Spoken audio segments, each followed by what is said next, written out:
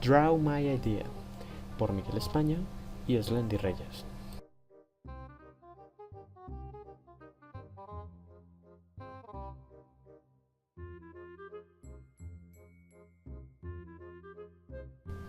Teorías del sentido y del no sentido.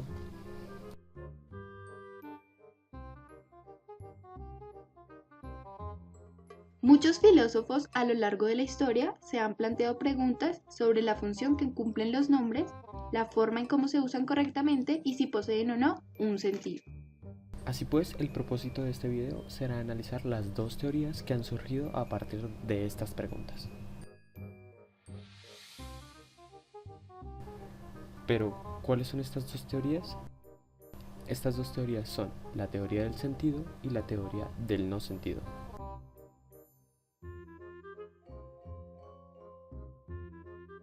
Teoría. ¿Pero qué es el sentido? Bueno, explicamos qué es el sentido. Según Frege, el sentido es aquello que entiendo de un enunciado, aquello que me hace entender un enunciado. Pues sin un sentido yo no conseguiría entender qué se me está enunciando. Eso dice la teoría del sentido. Es decir, el sentido para Frege sería aquello que me permite la comunicación, aquello que me permite entender los enunciados. Por ejemplo, si yo expreso me duele blanco, tú seguramente me dirás que no entiendes el enunciado, que eso no tiene ningún sentido.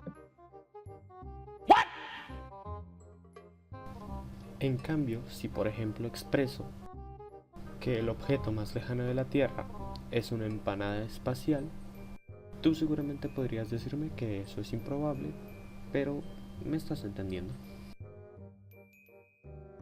Esto a Frege le lleva a concluir que el sentido no tiene nada que ver con si el enunciado denota o no denota un objeto.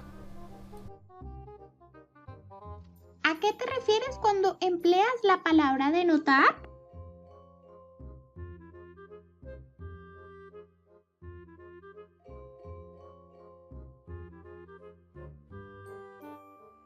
El denotar es una propiedad semántica del lenguaje que generalmente cumple la función de representar el objeto del cual hablamos, es decir, designa de forma concreta un elemento que pertenece a un plano extralingüístico. Así pues, por ejemplo, el nombre casa hace referencia o denota a un objeto en el mundo al que se le llama casa. En cambio, las descripciones de casa describen ese objeto en el mundo, pero son distintas. Teniendo claro estos dos conceptos, sentido y denotación, podemos introducir la teoría del no sentido. Dentro de la teoría del no sentido, los nombres precisamente no tienen sentido.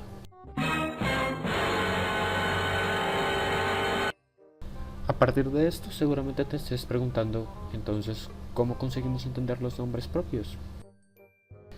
Dentro de la teoría del no sentido, los nombres, aun cuando no tienen un sentido, pueden ser entendidos. Pero, ¿cómo pueden ser entendidos? Básicamente, puesto que denotan, tienen una función denotativa, es decir, hablan de objetos en el mundo. Dentro de esta teoría, los nombres se afirma que son primero que las descripciones, puesto que las descripciones describen algo que es nombrado.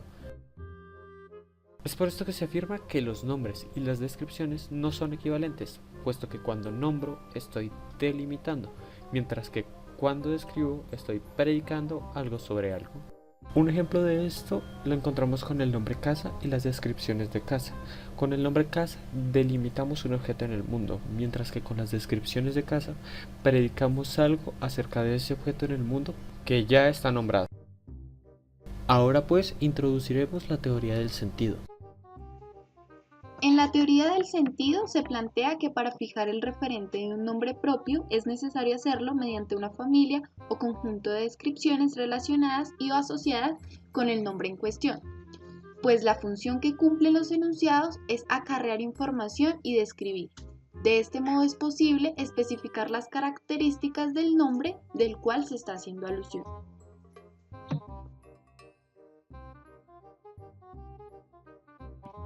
Cuando tenemos representaciones que por sí solas no constituyen un nombre propio, al unificarlas es posible designar el nombre. Por ejemplo, tenemos descripciones del tipo objeto que posee ramas, frutos, tallos, raíces, que no son nombres propios, pero estando agrupadas constituyen el nombre propio árbol.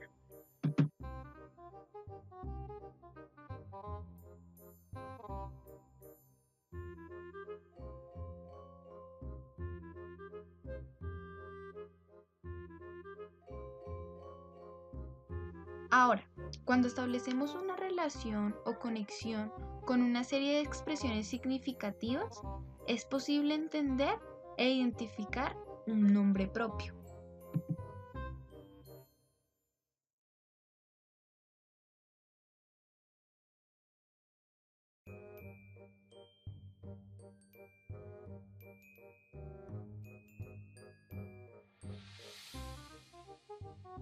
Por ejemplo, la familia o cúmulo de descripciones que se relacionan con el nombre propio Aristóteles podrían ser 1. Filósofo nacido en Estagira hacia el año 384 a.C. 2. Autor de la Ética Nicómaco. 3. Padre de la lógica. 4. Discípulo de Platón.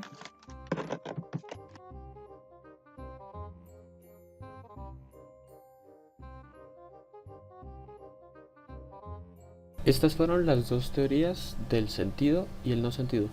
La pregunta ahora es, ¿cuál tendrá razón? ¿O alguna de ellas tendrá razón?